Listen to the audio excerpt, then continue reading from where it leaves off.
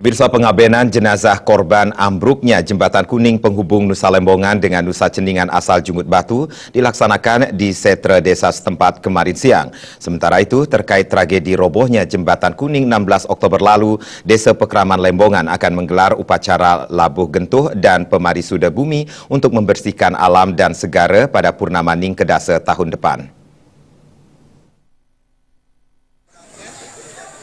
Korban ambruknya Jembatan Kuning yang menghubungkan Nusa Lembongan dengan Nusa Ceningan asal Desa Jungut Batu diaben pada 20 Oktober 2016 siang.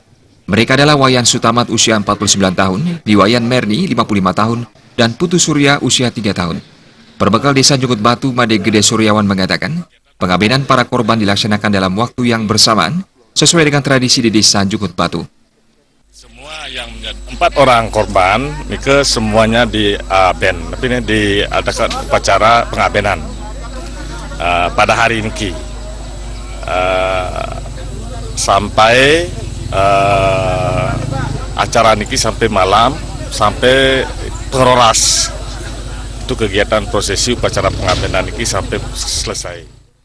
Sementara beberapa korban lainnya telah diaben beberapa hari sebelumnya, seperti kakak beradik Niputu Putri Krisna Dewi kelas 3 SD dan Nikadek Mustika Safitri yang masih duduk di bangku TK. Keduanya merupakan putri dari Pasutri Igede Sulianta dan Niketut Wirati yang tinggal di Desa Ancak, Desa Lembongan, Nusa Penida. Terkait peristiwa ini, Desa Lembongan akan menggelar upacara labuh gentuh dan pamarisuda bumi yang nantinya akan dilaksanakan di 2 lokasi berbeda, yakni di Catuspata Desa Pekraman Lembongan sebagai simbolik titik nol dan areal Jembatan Kuning jalur laut Nusa Lembongan, Nusa Ceningan. Upacara ini digelar untuk pembersihan alam maupun di laut secara niskala agar kembali normal dan malapetaka tidak lagi terjadi di kemudian hari. Jaya dan Indra